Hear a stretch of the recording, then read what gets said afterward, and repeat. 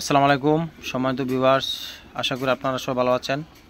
আলহামদুলিল্লাহ আমিও ভালো আছি। বাংলাদেশ পিজন পার্ক ইউটিউব চ্যানেলের পক্ষ থেকে আপনাদেরকে স্বাগত।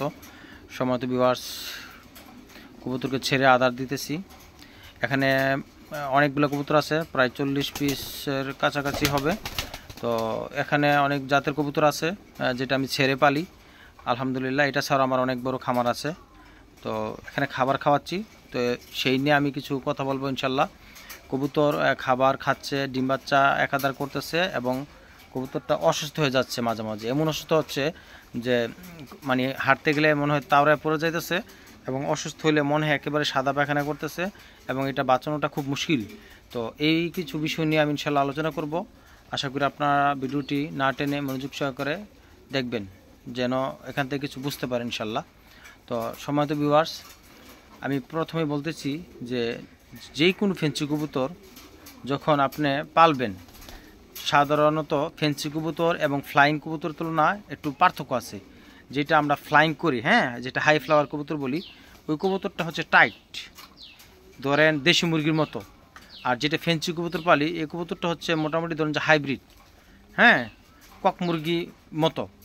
তো সেই জন্যে একটু পার্থক্য থাকে, রোগ প্রতিরোধ ক্ষমতার একটা ব্যাপার স্যাপার থাকে এবং ইমিউনিটির একটা ব্যাপার স্যাপার থাকে। তো সম্মানিত ভিউয়ার্স, আমি আপনাকে এখানে দু একটা কবুতর আমি দেখাচ্ছি। এই যে একটা কবুতর দেখতেছেন, এটা হচ্ছে একটা হাই ফ্লাইং কবুতর। এই যে এইটা এই যে মাক্সিটা, এটা। এবং এটার পাশে আরেকটা আছে, ওই যে খাবার খাচ্ছে দেখছেন, এটা হচ্ছে হাই ফ্লাইং কবুতর। আর বাকি যা আপনি দেখতেছেন সবগুলো হচ্ছে ফেন্সি কবুতর। এই হাই ফ্লাইং কবুতরের আর ফেন্সি কবুতরের মধ্যে পার্থক্য হচ্ছে, যখন কবুতর খাবার খাবে তখন আপনি দেখবেন যেটা হাই ফ্লায়ার মানে উড়াউড়ি করে যে কবুতরটা, যেটা রেসার হোমা বা রেসার, এই কবুতরটা খাবার খাবে খুব দ্রুত, কারণ এটার শরীরে শক্তি একটু বেশি। আর ফেন্সি কবুতরটা দেখবেন খাবার খাবে একটু স্লো, কারণ এটার ভিতরে ওইরকম ইমিউনিটি নাই, ওইরকম শক্তি নাই। তো যার কারণে কবুতরটা হলো কি স্লো। তো আমার কথা হচ্ছে সমাধি বিভার হাই ফ্লাইং কবুতর যখন বাচ্চা করবে 3-4 থেকে 4 বার একটা না, তেমন একটা দুর্বল হয় না, আবার হয়। কিন্তু যখন আপনি হাইব্রিড কবুতরটা, ফেন্সি কবুতরটা 3 থেকে 4 বার একটা বাচ্চা করবেন, তখন দেখবেন যে স্বাভাবিক তুলনায় কবুতরটা অনেকটা দুর্বল হয়ে যায়। আর এই দুর্বল হওয়ার ক্ষেত্রে যখন বোঝা যায় যে পর্যাপ্ত খাবার খাওয়ায় বাচ্চাকে এবং নিজে পুষ্টি খাবারটা পাচ্ছে না, এবং আপনারা দেখা যায় অনেক সময় গ্রিড দিচ্ছেন না, অনেক সময় প্রয়োজনীয় ভিটামিন দিচ্ছেন না এবং পুষ্টিকর খাবার দিচ্ছেন না। এই অনেক খুঁটিনাটি বিষয় আছে এখানে। এই যখন এই ঘাটতিগুলো দেখা দেয়, তখন দেখবেন 3 থেকে 4 বার বাচ্চা দিছে, একজোড়া কবুতর, খুব ভালো লক্ষ্মী কবুতর, রানী কবুতর, হঠাৎ করে দেখবেন যে অসুস্থ হয়ে গেছে। এবং বেশিরভাগই অসুস্থ হয়ে যাবে মেলটা, কারণ ফিমেল কবুতরের তুলনায় মেল কবুতর একটু বেশি খাবার খাওয়ায়। তো মেলটা যখন অসুস্থ হচ্ছে, তখন দেখবেন যে হয়তো কোনো ক্ষেত্রে হাঁটতে যায়, সেটা তাবড়া পড়ে যেতেছে, মানে একদম দুর্বল হয়ে যায়। এই কবুতরটাকে আপনারা কি করবেন? তো আজকে আমি ওই বিষয়টা নিয়ে একটু আলোচনা করব।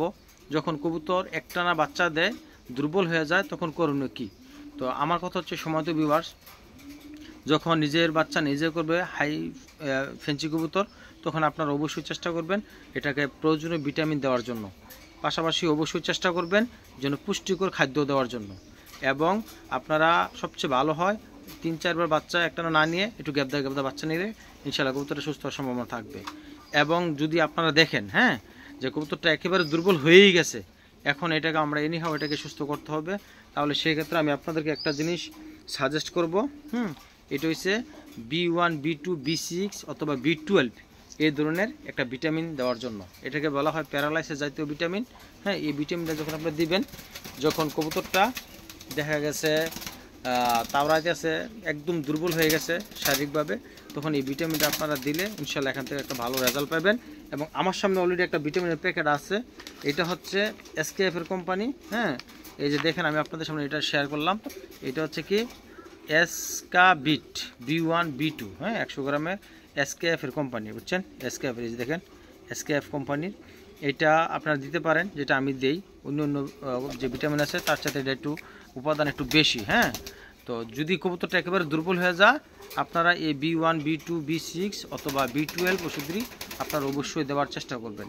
তাহলে আপনার এই দুর্বলতা কবুতরটা একটু হলো মানে শক্তি ফিরে আসবে, একটু হলো রোগ প্রতিরোধ ক্ষমতা অথবা ইমিউনিটি চলে আসবে। আর পাশাপাশি আপনারা একটু লাইসোবিট দেওয়ার চেষ্টা করবেন যখন কবুতরটা দুর্বল হয়ে যাবে, লাইসোবিট দিবেন। আর B1, B2, B6 এটা বলা হয় থায়াবিন জাতীয় ভিটামিন, এটা দিবেন। ধরেন লাইসোবিট আর এটা 1 লিটারে 1 গ্রাম করে দিবেন, সকালে দিবেন একবার, বিকেলে দিবেন একবার, একটানা 7 দিন দিবেন এই অসুস্থ কবুতরটারে। এবং পাশাপাশি প্রতিদিন রেস্টে দিবেন, হ্যাঁ, মনে করেন মোটামুটি 15 দিন রেস্টে দিলেন, হ্যাঁ, এই ভিটামিনগুলো খাওয়ার পরে, তারপরে ইনশাল্লাহ কবুতরটা খারাপ হয়ে যাইব। আর আশা করি অবশ্যই এই জিনিসটা ফলো করবেন। একটানা অনেকবার বাচ্চা নেবেন না, যেমন একবার 6 মাস 9 মাস 1 বছর একসাথে জোড়া ফাড়া লাগছেন, বাচ্চা দিতেছে, আপনি উড়াইতেছেন, বাচ্চা খাওয়াইতেছে, বাচ্চা খাওয়ানোর পাশে আপনারা দেখছেন যে কবুতর ডিম পাড়া বলেছে, আর আমরা মনে করতেছি কবুতরটা খুব লক্ষ্মী কবুতর, নিজের বাচ্চা নিজে করে আবার পাশে ডিম নিয়ে বোঝাতে বাচ্চাটা বড় হওয়ার আগে, এটাই হচ্ছে কবুতরটার জন্য কাল। আমার প্রায় 7 বছর ধরে আমি একটানা কবুতর পালি। এই 7 বছর আমি যা বুঝলাম, অনেক কবুতর এরকম আমার নষ্ট হয়েছে এবং বেশিরভাগ কবুতর মারাও গেছে। শুধু একটাই কারণ, এটা হচ্ছে একটানা অনেক দিন বাচ্চা নেওয়া এবং এটাকে আলাদা না করা এবং পর্যাপ্ত ভিটামিন না দেওয়া, পর্যাপ্ত পুষ্টিকর খাদ্য না দেওয়া, শুধু এটি হচ্ছে মূল কারণ। তো আমি চাই যা হওয়ার হয়ে গেছে, যেসব কবুতর নষ্ট হয়ে গেছে, যেসব খামারিরা ক্ষতিগ্রস্ত হয়েছেন তো হয়েছেনি, এটা ফিরে আসবে না। কিন্তু ইন ফিউচার সামনের জন্য এরকমটা না হয়, সেই জন্য আজকে আমার এই ভিডিওটা বানানো। আপনারা অবশ্যই চেষ্টা করবেন একটানা বাচ্চা অনেকবার না নেওয়ার জন্য এবং পাশাপাশি গ্যাপ দেওয়ার জন্য এবং একটু ভিটামিন দেওয়ার জন্য এবং পুষ্টিকর যে খাবারটা কবুতরের জন্য পারফেক্ট, মিক্সার হোক যে খাবারটাই হোক, এই খাবারটা দেওয়ার জন্য। তাইলে হয়তো ইনশাল্লাহ আশা করি এখান থেকে আপনার একটা ভালো রেজাল্ট পাইবেন, পাশাপাশি এখান থেকে উপকৃত হতে পারবেন, আপনার শখের কবুতরটাকে আপনি যত্ন সহিত লালন পালন করতে পারবেন, ইনশাল্লাহ এখান থেকে বাচ্চাও ভালো পাবেন। তো সময়ত বিভাগ যাই হোক, মোটামুটি আজকে যে আলোচনা করছি, আশা করি এখান থেকে আপনার একটা শিক্ষণীয় ভূমিকা পাইবেন। এবং অবশ্যই আমার এই চ্যানেলটা নতুন, 1 বছর আগেও আমার চ্যানেল ছিল, ওটা নষ্ট হয়ে গেছে, অনেক সাবস্ক্রাইবার ছিল। তো আমি উপদেশমূলক পরামর্শমূলক ভিডিও দেওয়াটাই আমার হচ্ছে মূল উদ্দেশ্য। তো আশা করি একটা ভিডিও বানাতে গেলে অনেক কিছু খুঁটিনাটি লাগে, অনেক কিছু ওয়েট করতে হয়, অনেক কিছু অ্যারেঞ্জ করতে হয়। তো আপনারা অবশ্যই চ্যানেলটি সাবস্ক্রাইব করলে আমার এই ক্লান্তিটা থাকবে না। আর যদি সাবস্ক্রাইব না করেন কিছুটা মনে কষ্ট লাগে যে আমি তো পাবলিকের জন্য ভিডিওটা করছি, আমি যে ভিডিওটা করছি এখান থেকে আমাকে টাকা দিবে না, তাহলে পাবলিকের জন্য আমি ভিডিওটা করছি, তো সেই ভিডিওটা করার মানি একটাই, যেন পাবলিক উপকার পায় ইনশাল্লাহ। তো যাই হোক, সম্মানিত ভিউয়ার্স, সবার জন্য দোয়া শুভকামনা। আসসালামু আলাইকুম।